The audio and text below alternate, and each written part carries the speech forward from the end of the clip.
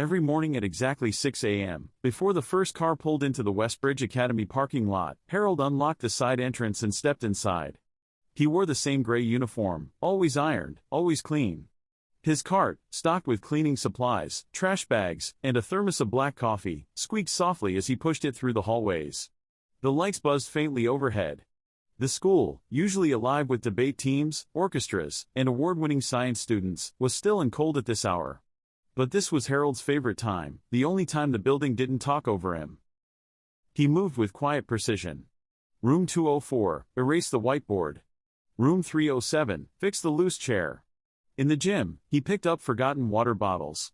In the library, he straightened books students hadn't bothered to reshelve. He did it all without complaint, without question, and without being seen. The teachers called him sir when they needed something. The students didn't call him anything at all. Harold had worked here for 15 years. He'd seen kids arrive in shiny shoes and ambition, watched them win scholarships, watched them forget how to look janitors in the eye. Once, during a fundraising gala, a donor mistook him for a driver and handed him keys.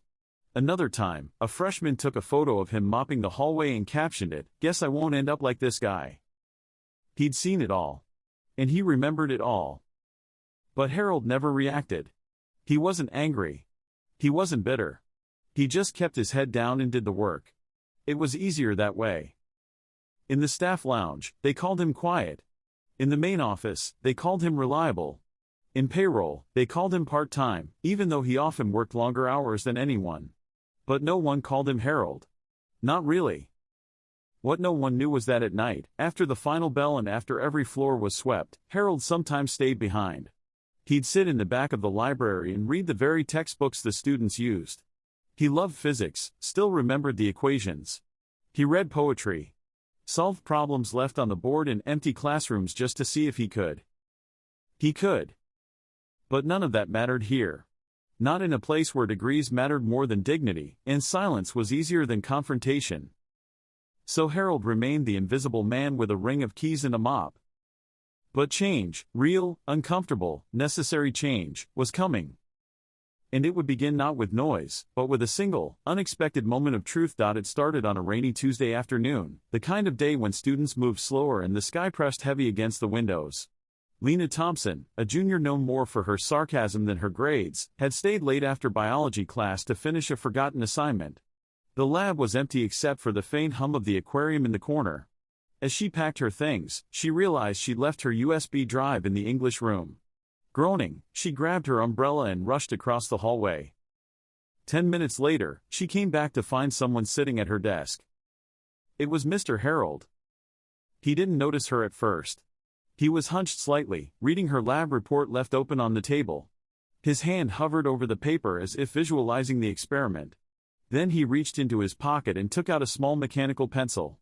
Gently, respectfully, he circled a word and wrote a single correction in the margin. Check variable C, it changes under heat.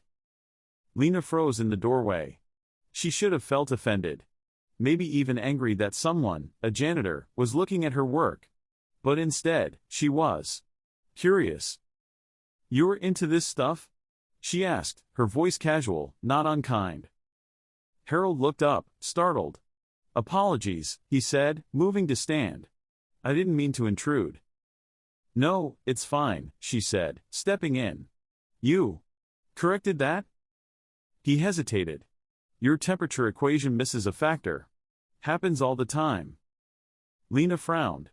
"My teacher didn't catch that." He gave a faint smile. Maybe she missed it. There was a silence. Not awkward, just unfamiliar. "You used to study science?" she asked. He looked down at the notebook, then back up. "Long time ago." That was it. No explanation. No backstory. He picked up his mop and was gone before she could say anything else. That night, Lena couldn't stop thinking about it. She looked up Harold and Westbridge online. Nothing. No degrees, no articles, no digital footprint. Just a single old photo from the school's early archives, Harold, younger, standing beside a winning debate team with a caption, "Facility staff." But something didn't add up. The precision with which he corrected her work. The quiet confidence. The way he didn't hesitate, didn't ask, just knew. It wasn't the kind of knowledge you pick up from cleaning classrooms. It was something else. And in Lena's gut, a question started to grow: what else do we not see because we think we know who someone is? By the end of the week, the whispers had started. It began with Lena telling her best friend Ava, who told a senior in the robotics club, who then asked the chemistry teacher in front of half the class, "Is it true the janitor used to be a scientist?" No one had answers, which only made it more interesting. Suddenly, Harold wasn't just the quiet man in the hallway. He was a question mark, a mystery. Some kids started calling him Professor Broom half-jokingly. Others just watched him out of the corners of their eyes as he passed, wondering if he'd say something, or do something unexpected. Most days, he didn't. He still swept the floors and wiped the windows. Still moved silently like he always had. But then came the Thursday morning assembly. It was routine: announcements, sports scores, a boring slideshow from the business club. But right before the principal closed the meeting, the school counselor, Ms. Greer, stepped forward with a clipboard. "We have a tradition here at Westbridge," she said, smiling, "where each year, we open our annual student symposium with a speaker who embodies the spirit of learning, not just through knowledge, but through experience." A few students yawned. "Well, this year, our speaker is someone who has seen more of this school than any of us. Who's been here for over a decade. Someone we often overlook." Lena's eyes widened. She already knew. "Please join me in congratulating Mr. Harold, who will be delivering this year's opening address at the symposium." A few gasps. A few confused glances. One senior on the lacrosse team actually laughed out loud, then tried to cover it with a cough. Harold was at the back of the gym, his mop paused mid-swipe. His face didn't change, but something in his posture shifted. He hadn't agreed to this. He hadn't been asked. He'd been nominated quietly by Lena, Ms. Greer, and two others, and the committee had approved it without ever consulting him. As the applause trickled in, half-hearted and scattered, Harold quietly walked away, unnoticed by most. But Lena saw him. Later that day, she found him in the courtyard, sitting under the big oak tree with a cloth over his knees, polishing a wrench. "I'm sorry," she said, sitting next to him. "They should have asked." He didn't look up. They didn't need to. They already decided. "You could say no." He paused, then said softly, "You think they'd let me?" She didn't answer. And for the first time, she saw the weight he carried, not in his hands, but in his history. The days that followed were filled with a tension no one spoke aloud, but everyone felt. In the teacher's lounge, conversations stopped when Harold entered. In the admin office, 2 emails were quietly circulated, one from a board member asking, "Is this appropriate for our image?" and another from a parent suggesting that the symposium might not be the place for surprise social experiments. At lunch, Lena overheard 2 students mocking Harold. Bet his speech is just going to be a list of cleaning products. Or how to mop up after real success. She slammed her tray down and walked away. But she wasn't the only one who noticed. Other students began defending him. A junior posted on the school's anonymous message board, "Funny how the school celebrates diversity until someone who doesn't wear a suit gets invited to speak." It went viral within hours. Meanwhile, Harold kept to his routine. Quiet.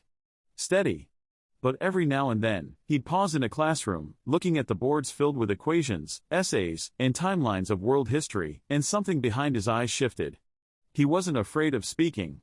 He was afraid of what it would unlock. One evening, Ms. Greer found him still in the library at 8 p.m. He was sitting at a back table, reading a worn notebook filled with notes in neat cursive. "I know it's a lot," she said gently. He looked up. "I haven't stood in front of a crowd in 20 years. You don't need to prove anything." "I'm not trying to," he said. "But they already decided what I am, and what I'm not." She sat beside him. "Then tell them. In your words. Not theirs." That night, Harold stayed in the library long after everyone left, flipping through science textbooks, philosophy essays, and speeches from people who had once been silenced, until he finally opened a blank page and began to write. He didn't know yet what he would say. But he knew why he had to say it. The night before the symposium, Westbridge Academy stood silent under a low, silver moon. The auditorium was empty, dimly lit, its rows of plush red seats yawning open in quiet anticipation. On the stage stood a single microphone, a wooden podium, and behind it, Mr. Harold. He wasn't in uniform. He wore a suit. Old but pressed. Faded navy blue with a modest tie that once belonged to his brother. He held a folded sheet of paper in one hand and a small, leather-bound notebook in the other. His eyes scanned the room slowly, trying to imagine what it would look like full of the same faces that had passed him daily without a glance. He stepped toward the microphone and exhaled. In his mind, echoes whispered. Not from the future, from the past. The voice of his high school physics teacher, "You're too smart to stay here, Harold." His mother, "If you get that scholarship, you can take care of all of us." The letter from the university, "We are pleased to offer you." And then, the hospital call that changed everything.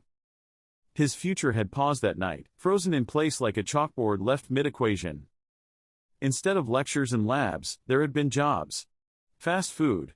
Warehouses. And eventually, a janitor's key ring. And still, he never stopped learning. He'd swept the floors of a school that taught everything he already knew, silently watching students stumble over concepts he had mastered years ago. But he never corrected them.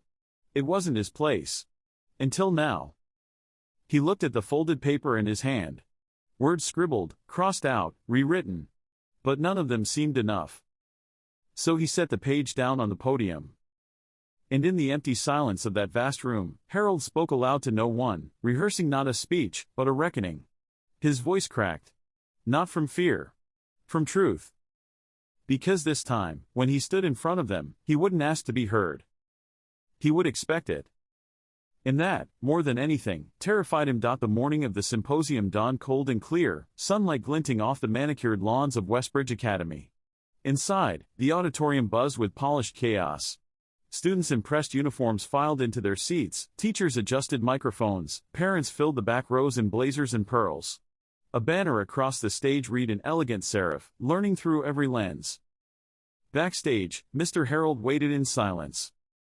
He could hear the muffled voice of the principal giving the opening remarks, thanking donors and applauding achievements. Then came Ms. Greer's voice, steady and warm. "And now, we begin this year's symposium with someone who has served this institution longer than most of us have been here.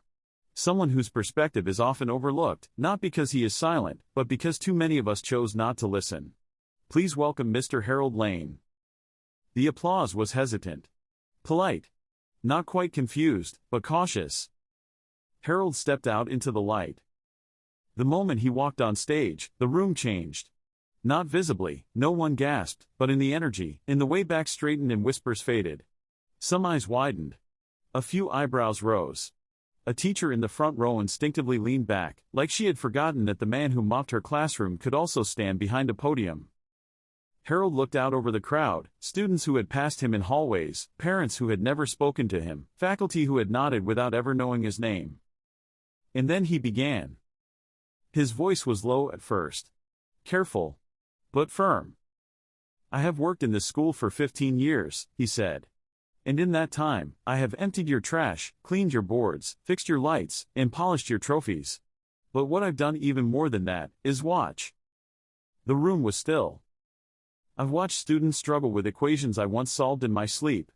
I've watched young people carry brilliance in silence, because they didn't look like the students this place celebrates. I've watched teachers talk about equity, while stepping past the people who clean their coffee cups." Murmurs moved through the crowd. "I was once a student like yours. A full scholarship. A dream in my pocket. But life doesn't always ask for your permission. I became the caretaker for my younger siblings after tragedy knocked on our door. I took jobs, not because I lacked ambition, but because my family needed food more than I needed a diploma on a wall." He paused. The silence felt sacred. "And I chose this school not because it was easy, but because I believed that being close to learning was better than being far from it, even if I could only witness it through a broom closet." A girl in the third row wiped her eyes. "I don't speak to shame you," he said. "I speak to remind you. That brilliance wears many faces. That dignity is not decided by a paycheck or a position. And that if we only listen to the loudest voices in the room, we will miss the ones who have something true to say." When he finished, there was no applause. Not at first. There was stillness. And then, one student stood. Then another. And another. Until the entire auditorium rose to their feet in silence. It wasn't just respect. It was apology. And awe. Harold didn't bow. He simply stepped away from the podium, back into the quiet, back into himself. But something had shifted. And nothing, not the school, not the students, not even Harold, would ever be the same again. A week after the symposium, the hallways of Westbridge Academy no longer felt quite the same. The students still rushed to class, teachers still gave pop quizzes, and bells still rang on time. But somewhere beneath the surface, under the schedules and syllabi, something had broken open. People began saying his name. "Good morning, Mr. Lane," students said now, instead of pretending not to see him. Teachers paused in staff meetings and asked for his thoughts, not about broken lockers, but about leadership. Even the headmaster, usually too busy for anything outside his office, stopped Harold in the hallway and offered a quiet, awkward thank you. But Harold didn't change. Not really. He still arrived before dawn. Still brewed his coffee black. Still repaired the chairs no one else noticed. The only difference was that now, students joined him. A few started asking about his favorite books. One boy from AP Physics asked if Harold could tutor him after school. Another from Debate Club asked if Harold would review her speech. And so he did. But the biggest change came 3 months later, in a quiet envelope stamped with the Westbridge seal. Inside was a letter, formal, almost cold in its tone, offering him a new position, advisor of independent study and practical learning. Part-time, flexible, and fully paid. A role created just for him. A way to let him keep his keys and his books. A way to finally name what he had always been, an educator. He accepted with a small nod and no fuss. That spring, Harold stood again at the podium, not at the symposium, but at graduation. He handed diplomas to the very students who once saw through him, not at him. Lena was among them. She wore a silver stole and tears in her eyes. When he shook her hand, she whispered, "You changed everything." Harold just smiled. "You listened." As the crowd erupted into applause, camera flashes lit the stage, but Harold didn't flinch. He wasn't invisible anymore. He was seen.